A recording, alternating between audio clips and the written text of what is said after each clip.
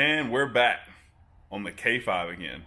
As you can see behind me, motor's looking a little bare. We're going to fix that. We got some pretty cool stuff to put on, and I'm going to walk you through what we're going to do today. So as you can see behind me, we have a whole table full of goodies and a bunch of stuff on the floor too. Let me show you what we got. So as you might have seen in the other video, Gen 4 intake manifold. These things produce more power, more torque, look a little cooler. So that's what we're going to go with. We got some Fel-Pro gaskets to go along with that for the intake manifold, throttle body, blah, blah, blah, all that stuff there. We've got some headers. These are Speed Engineering, mid-length, they're shorty. Everyone calls them something different. V-band clamps, O2 bungs. Pretty nice pieces. Ran a couple of these sets before and never had a problem. Bolts. If you've messed with these LSs, you know they're prone for the bolts to break off in the headers. So, and they're rusty and nasty and ugly. This is what we got. Brand new header bolts from Dorman. There's your part number. These were cheap. I mean, they were like $12 from AutoZone for a whole set. Yeah, you could get the really expensive locking ones, but, you know, this is what I wanted to use. They're cheaper. They work just as good in the way I see it. GM didn't have locking ones from the factory, so I don't know. We'll give them a try for 12 bucks. On this side, we have new knock sensors. I got two good buddies that do tuning, Walker Performance Tuning and Queen City Speed, Eric Evans. Sometimes you can use these, sometimes you can't. Depends on how radical the camshaft is, a lot of other factors. Sometimes the lope from the cam will make these sense knock. I don't know. So this isn't a very big cam, so we're going to put some new ones in it, try to use it, along with new harness for them, and I'll show you some tricks on putting these together. New plugs, NGK V-Power TR6. Once again, recommended by both my tuner buddies. And let me just give y'all a little piece of advice. Save yourself a lot of money, a lot of time, and a lot of wasted parts. Ask your tuner for your application before you ever buy things. Hey, what plugs do I need? What cam do I need for what you intend to do with it? And they'll lead you in the right direction. And if there's ever a problem, you can always be like, hey, that's what you told me to buy. All right, so little spoiler alert here. This truck is getting Dakota digital gauges. While we're outfitting the motor, I went ahead and pulled out the sensor pack. And we're going to put the oil pressure and water temperature sensor in today.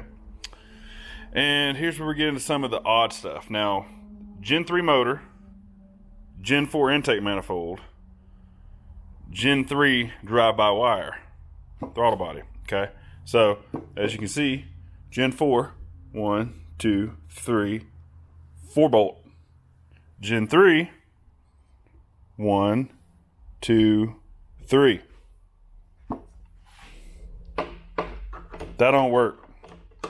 Not even close. So, obviously someone's already figured this out. ICT billet.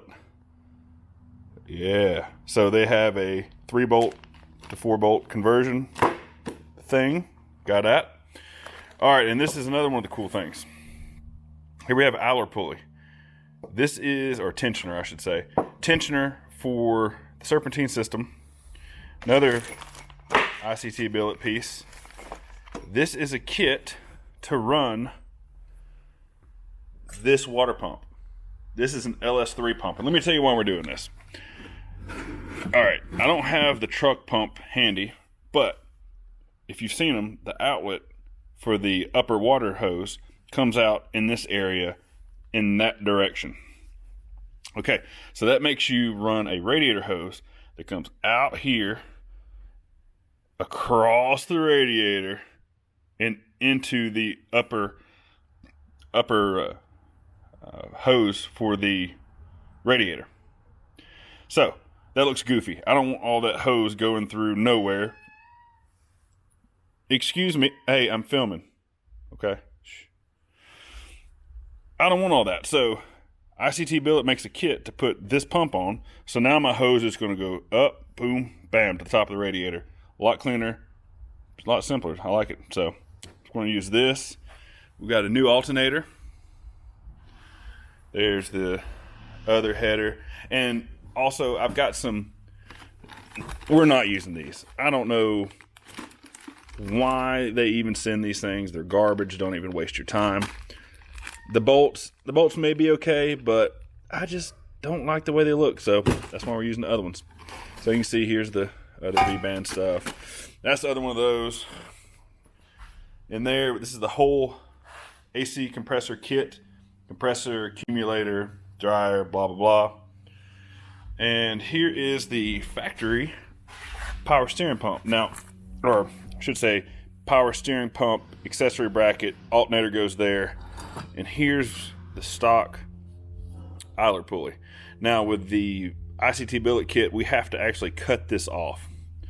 We cut this whole ear off of here, and I'll show you that.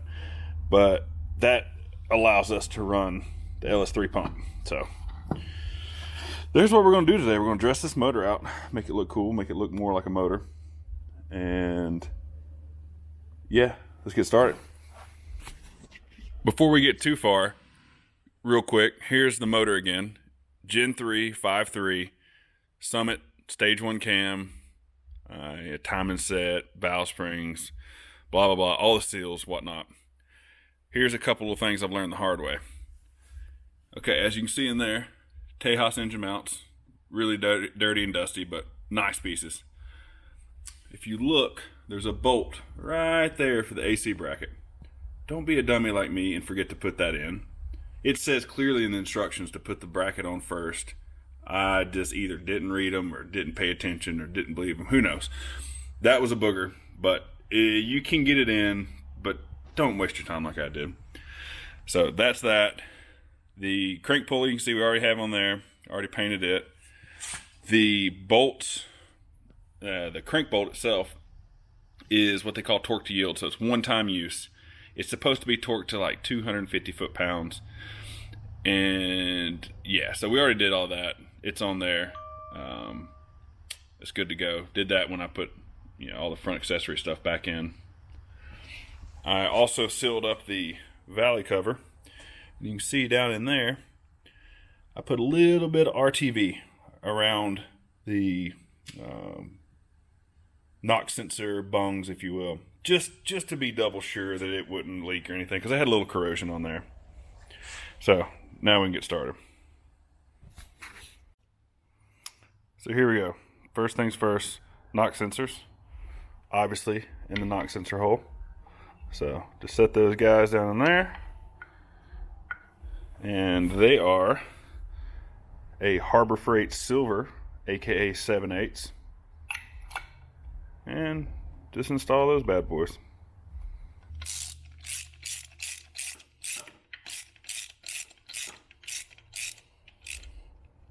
Just give those a good snuggarooski. Boom. Done.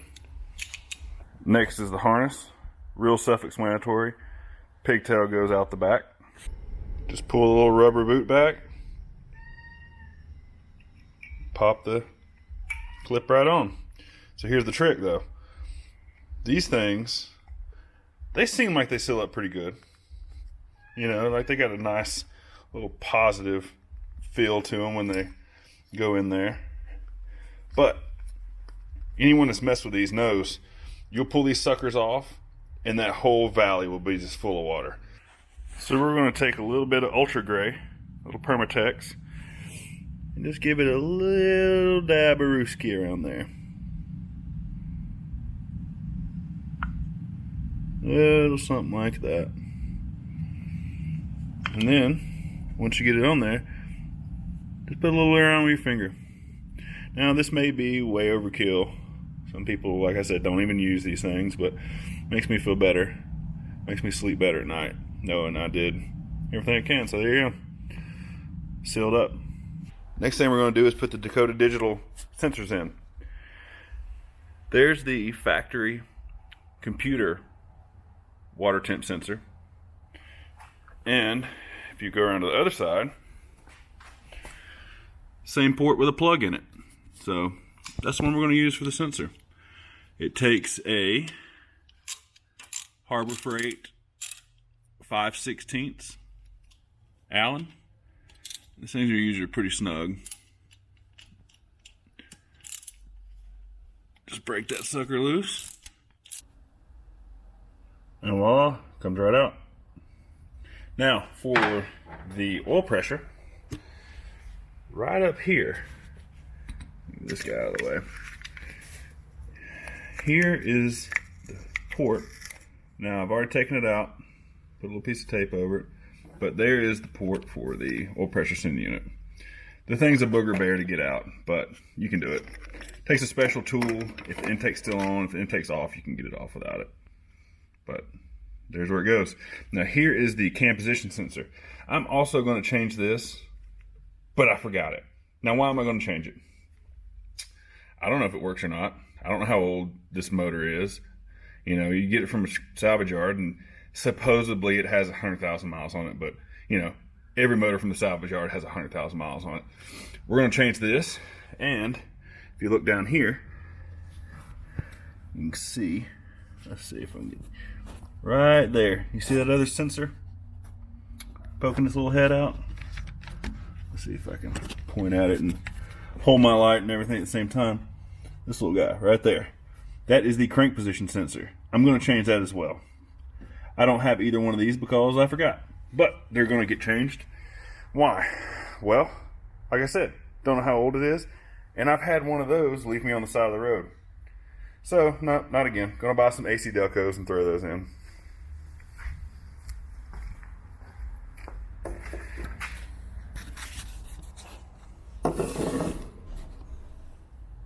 Here is the assortment of sensors, adapters, crush washers for all the Dakota Digital stuff.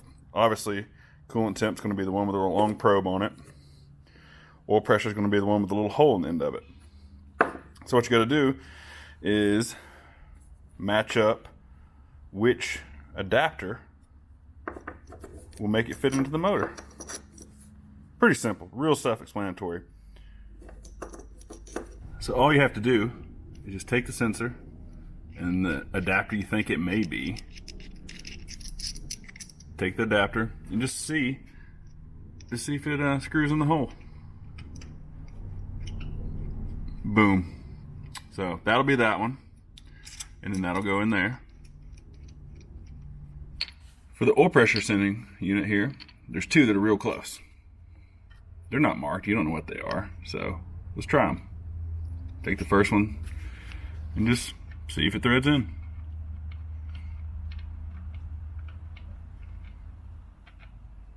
No, seems a little big for the hole. Not that one. Let's try the next one.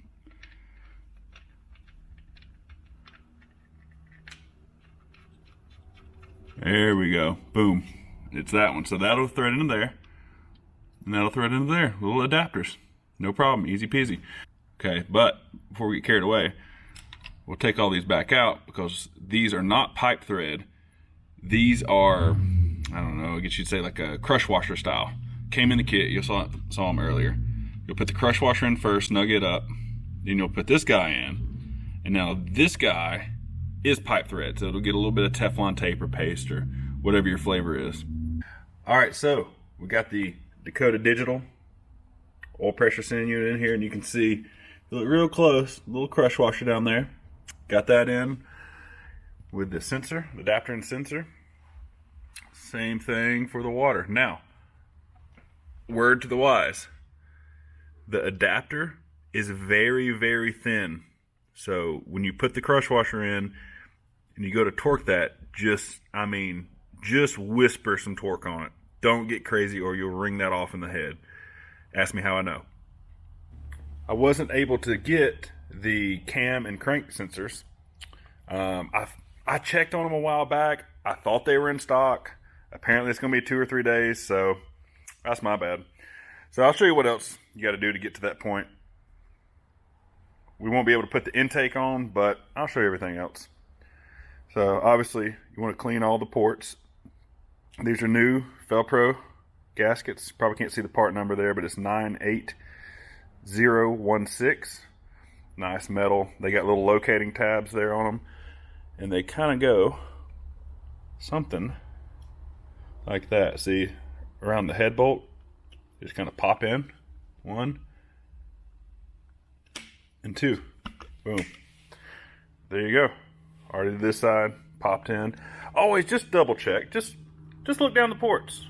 Just make sure nothing's in there that shouldn't be. Hose clamp, bolt, who knows? Just double check. So for now, we're just going to set the intake on and we'll explain the adapter for the throttle body and whatnot. It won't be bolted down, but you get the point. Also, something I just found out, Gen 4 intake bolts are different. I don't have Gen 4 bolts. Got to get some of those too. So you'll get the idea here. So we'll start with, you'll see the 4 bolt, and we're going to convert it to 3. First thing we got to do is remove these guys. If you look really closely, don't know if it'll zoom in, but they're actually like a reverse Torx. They make bits for that. I don't have one, so we're going to use the old vice grips. Clamp it on there, and don't let it fall off like that. Just unscrew them. So now we've got the ICT billet thing, adapter plate unpackaged with the hardware. So it'll go on first with a 3/16 Allen and the supplied 4 Allen bolts just right through there. Real simple. And it uses the stock intake manifold gasket. All right. Got these snugged up to about, I don't know, German spec, good and tight. So the kit comes with its own little gasket, self-explanatory. Notch goes over the notch, and its own bolts. So real easy. Now you just bolt the throttle body on. Now we're moving on to the manifolds or headers. Ah, fuck. Get your shit right, Tim. Now we're going to move on to the headers. So let me show you what I did here. You can see cleaned up around all these ports. You got to be real careful. This is aluminum, easy to gouge. Get yourself one of these. Now this is made for a smaller angle grinder. Okay, I get that, but it works for what we're doing. It's a real soft, like rubber. It doesn't gouge and leaves this beautiful clean surface. The old manifold gaskets left a little funky residue on there. Plus I had them taped up, so that left a funky residue. Just get it all clean. Now, big part here, OEM gaskets. Don't use anything but OEM gaskets. They're real simple. You see right there, manifold side. Says right there, down. Super easy. All right, and these are part number. There you go, boom. And now we slap them together. So, before we get too carried away, one little tip. Always check your mating surface. Now this is a V-band. I'm sure most of you have seen this. You can see how it's shaped. That goes to that, okay? And once those are together, if there's any imperfections in this mating surface and it doesn't fit completely flush and flat, you're gonna have a leak. So what I like to do, take your good old trusty rusty flat file and just run it across the surface. Obviously I can't really do it with one hand, but you get the idea. And you can see how there's little areas, like it looked like it had been dropped right there. It had a little nick, flattened it out, had just a little bit of a raised edge around the inside. Filed it out, had just 1 or 2 little things here, filed those out. So now there's less chance for leaks. And just like that, we've got a dressed out motor. Looks a lot better. So check it out. All right, got all the accessories on. And inevitably, like always, I forgot some stuff, but it's all right. Let me show you what we did. So we looked at the little bracket earlier. You can see it here. So there's 2 pieces. There's the triangle piece, and there's a little spacer behind it. This is from Dirty Dingo. Just look it up. I think it's called like the LS3 to truck water pump adapter. I don't know. It works really well. This is the part we had to cut off, and it lived. Well, that happened. All right. Let's see. It lived right here-ish. And it housed the idler pulley. Idler pulley bolted there, here. And it lived there. So what I did is I cut across the top and the bottom, drilled a bunch of holes in the middle, and it just fell off. And I came back with a grinder and cleaned everything up, and it, I mean, looks OE-ish. It's fine. I forgot our belt.